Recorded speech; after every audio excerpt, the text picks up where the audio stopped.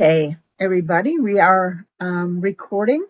This week, our presentation is going to be about Beta Reader's Guide to Self-Publishers. It's going to about offering a second opinion. Last week, we talked about what writers expect. This week, let's look at what we're to expect from beta readers. Okay, now, why does a writer need a beta reader? Okay, um, the beta reader identifies the author's blindness. And they gauge the pacing and engagement. For instance, if there's a drag going on, where you can pinpoint where the chapters are slow down too much, or the rush. You can tell them the writers whether the ending is too abrupt or whether you feel the major emotional moment is too quickly done. You also want to check genre expectations. We'll be discussing that in a little bit. And you'll be catching logic leaks in the story, and you'll test the emotional temperature of the reading. Hopefully this is right. Okay, so where does a beta reader find writers to write for? There's writing forums like Scribophile, Critique Circle, Reddit's beta readers. Include beta reader as one of your skills on LinkedIn. There's a ton of Facebook groups dedicated to writers that you can put your information on. It's a good idea to, if you're a beta reader, to put it as part of your profile that you're a beta reader. So when you go on these sites, they can see it and they can say, oh, this person's a beta reader. Also, you want to check out platforms like Goodreads, where writers often seek feedback. So that you might go on Goodreads and say, could someone please give me some feedback? And you can contact them then. You can also offer your services in different places. Like, for instance, writing workshops at local libraries, through creative writing classes, anywhere writers hang out and are looking for beta readers, including here on Self Publishers Unite. We have a special section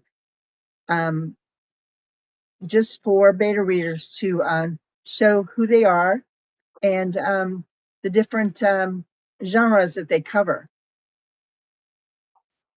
Okay, so let's say somebody gives you a manuscript. Let's say a writer gives you a manuscript, okay? What do you look for when writing a manuscript? Well, first of all, you look for the strengths, what you enjoyed and what worked well in the story, and also areas where you think needs improvement. There's more details on this later. And then specific suggestions that you would have for that writer. Okay, this is a simple breakdown, but we're going to go a little deeper into the whole system here. Okay, your assignment, if you should choose to accept it, we've already covered all this previously. You identify the right author's blindness, gauge pacing and engagement, and check genre expectations. More coming. You catch logical leaks, and emotional temperature readings. Okay, so we're going to look at genre expectations, okay, and in very specific genres, okay? So what expectations do they have in mysteries? Well, of course, the core expectation here is that there's a puzzle and then there's a sense of urgency. There's no urgency, there's no real story there. You want to have a hook. A crime or a threat is established early, also known as inciting incident. There's red herrings. Red herrings are real fun to write. They're false leads that help the reader and the protagonist guessing. You also want to have, there needs to be a climax when the truth is revealed. And then there's a fair play rule. And that is in the classic whodunit, the reader should be given all the clues necessary to solve the mystery, even if the reader misses them. So that's the ones for mysteries. And this will all be in the descriptions, written down in the descriptions. You don't have to write it down in the, you won't have to write it down yourself. You can find that in the course description. Okay, so we've gone through mysteries. Now let's look at romance. Okay. Romance is one of the few genres with a non-negotiable ending requirement. Okay, so meet and you think this guy's cute, you know, or this girl's cute. The initial, often awkward or memorable first encounter. You have internal and external conflicts, and which are like different reasons they can't be together, like past trauma, families, etc. You must provide a happily ever after or happy for now ending. Okay, stories that lead where the leads die or they break up permanently is technically women's fiction or tragedy and not a romance. So if you see something that comes along that doesn't end happily ever after, it's not a romance. It's either tragedy, women's fiction, or something else, you know. Okay, so genre expectations fantasy. This is something Jana and I were discussing earlier. There's a difference between what we saw in romance and fantasy. With fantasy, readers are looking for escapism and internally consistent rules. Okay, so you don't want to change the rules in the middle of when you're building a story, whether it's high fantasy, a different world, or a world with magic. The geography and history must be deep. You must have a world where you can picture it. You know, you might have magical systems. If the readers expect to understand the cost, the river wizard can just wave his wand and solve a problem without tension appearing. It's not a story. It's just, well, you want to have a cost to the story. A hero's journey, while not mandatory, many fantasy books follow a chosen one or quest archetype. And this is one of those tropes where it's very common, and some people say not to use it, but it's one of the favorites of a lot of people that like to read. So, you know, it's just got to be well written. So, you know, when you're going through a fantasy, you want to make sure that what you're reading is well written, that you can really put yourself in there when you're reading it. And if you can't, you need to figure out why. Okay. Also, okay, we've got science fiction next. The focus here is on ideas and consequences. There's what's called the novum, which is a new piece of technology or change in scientific understanding that drives the plot. For instance, time travel, AI, FTL travel. If you know what that is, great. If you don't, you might not be wanting to go into science fiction. There's a social commentary. Science fiction often uses the future to talk about current social, political, and environmental issues. For instance, in Star Trek IV, the movie, the movie, they had whales. You know, there was whales that that had gone extinct, and they went back in time to rescue a whale and bring him back so that this this thing wouldn't destroy the world. Okay, and then it's got to be technical. There has to be technical plausibility, even in soft sci-fi. Um, your technology shouldn't contradict itself. Okay, so we're going on to horror. Okay, with horror, there's a visceral emotional response. It's got you've got to deal with dread or terror or repulsion. There has to be something that just makes your skin crawl. Okay, if you don't feel that your skin crawl, then they need to do something to increase the horror aspect of the story. There has to be an atmosphere of creeping dread that builds throughout the story. There has to be a monster or some kind of a threat, like a ghost or a slasher or psych so psychological isolation, and this threat must be overwhelming. Okay, and then there's survival or sacrifice. In this story, the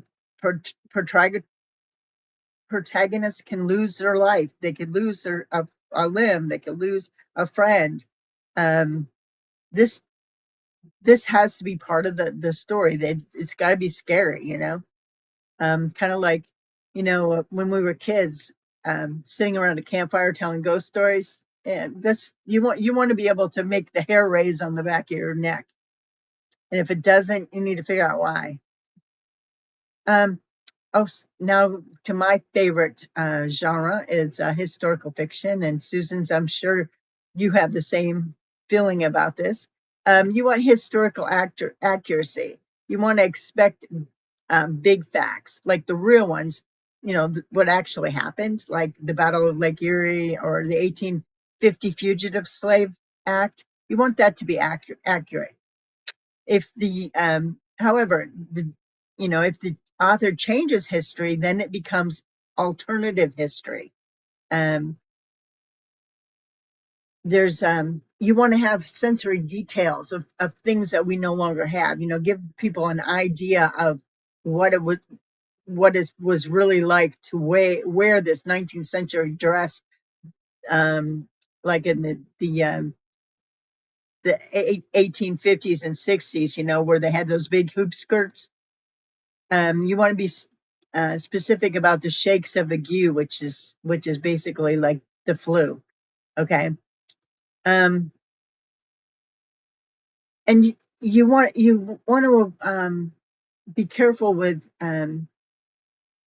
contemporary mindset. Kind of got to do a balance there. The characters should act like the people of their era, and not like 21st century people who happen to be wearing old clothes, unless of course that writer happens to be a time traveler. Then it kind of falls back into a kind of a cross between historical fiction and the and sci-fi. Okay, so next one is we're going to talk a little bit about nonfiction. We've been talking about fiction, and that's where we most of the time get most of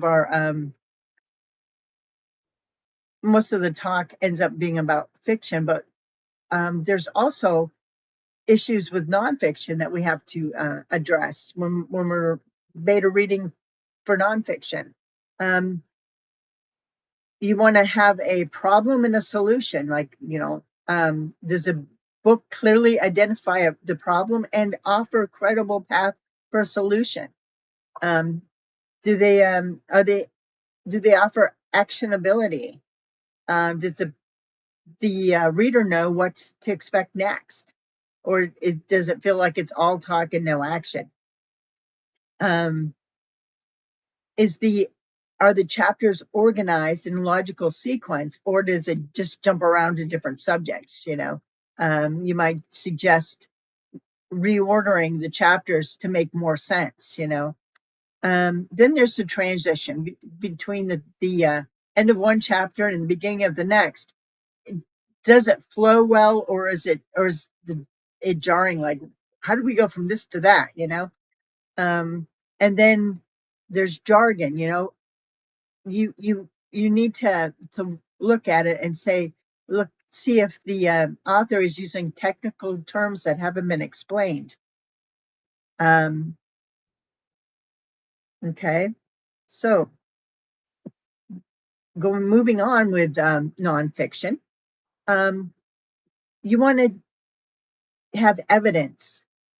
In it's not so important in fiction because it's fiction, but in an author's claims must be backed up by data, anecdotes, or citations. Okay, you can say things like, well, in my experience, this is the way it was. It may be different for somebody else. You could say things like that, and that would still be evidence. It would be your personal evidence. The author's voice. The author should sound like an expert, and he shouldn't be overly hesitant. But you don't want to have them be too preachy or condescending, like you're talking down to somebody. Fact checking. While it's not your primary job as a beta reader, it's if you catch a glaring fact error, you want to make sure that the author knows it. That say, hey, I know this is not true. So also you want to watch pacing. Are there long-winded sections that could be summarized in a table, or something like that? So you want to make it as easy for the readers as possible, because you don't want them to put down the book. Engagement. Are there stories or examples that are relatable, or do they feel stale, or do they sound like they're AI? I've seen a lot of things come across that have been like, and I've asked people, did you use AI with this? And they almost always say, yeah. I said, well, you can tell, so you want to avoid allowing using AI is one thing, but having AI do most of the work is not going to, I can look it up. I can use AI myself. I don't need your help. But if you add stories experiences that you have and things like that, it helps to set you up as an expert when a person's writing. And also, depending on the subgenre of the nonfiction, the readers may look for specific must-haves. There must, so therefore, okay, so we've covered everything. We've covered a lot here today. We've covered different genres, and you can go so much more deeper as a beta reader. Again, you should have a list of your own, but often the writer will give you questions or ask you questions about certain aspects of your story, or of the story that they want you to look at. And again, it's all about the storyline. It's not about it's not so much about other aspects. You don't want to go into proofreading. You don't want to go into how many justs there are in a sentence, although it may be an idea. Anyway, so what questions do you have regarding being a beta reader? I don't really have a question, but I do have a comment. On one of the slides, it talked about making specific suggestions. And I want to talk about that a minute, because Okay. if you're beta reading and you tell them, well, I didn't like that, that's not good. Right. You need to make specific suggestions to say, well, in this scene, she did this, and then that doesn't go with what she did in the scene before. It doesn't fit her. So to be specific so that the author knows what feedback you're giving rather than just to say that didn't work for me, because Yeah. that's too vague. So that was I was glad to see that, because that's excellent. And to also remember to say the things that you liked, not just all the things you don't like. Right. Because it is important, to have a balance, somewhat of a balance. I mean, because every story I think has merit Yeah, in some way. yeah, I agree. But no, that just kind of jumped out at me, and I think that's just really important for beta readers, and to make specific suggestions rather than just say that didn't work for me. Right. How about you, Susan? Do you have anything? No, I would much rather have someone be honest that, about the developmental, that this chapter doesn't make sense where it is, or this paragraph really should be in another chapter, or boy, it doesn't have anything to do with the book, rather than, no comments at all. Yeah. So what do you think about the genre specific issues? You have anything you would like to add, or any other genre that you'd like to cover I specifically? think those were good. I think those were good because it is different for each genre. And so the beta reader has to have that in mind, that, Well, and you they know, should be informed on how to read certain, genres. Right. Should And as a beta reader, you want to be reading stuff you like to read. You don't necessarily, I mean, I don't want it to seem like homework, you know what I mean? When you're yeah, when you're reading a story, you want it to be something that you're gonna enjoy. yeah, that's true. Yeah, So, or it could be something that you write yourself. That's also a very good move. A lot of times a beta reader will beta reader is an author that is wanting to see the way other people write. So yeah, sometimes it helps them build their their own skills. mhm. So anyway, talking to the people that are going to be watching this, um, if you have any questions or any comments that you want to add, you can put it down in the comment section below, and we'll talk to you later. Until next time.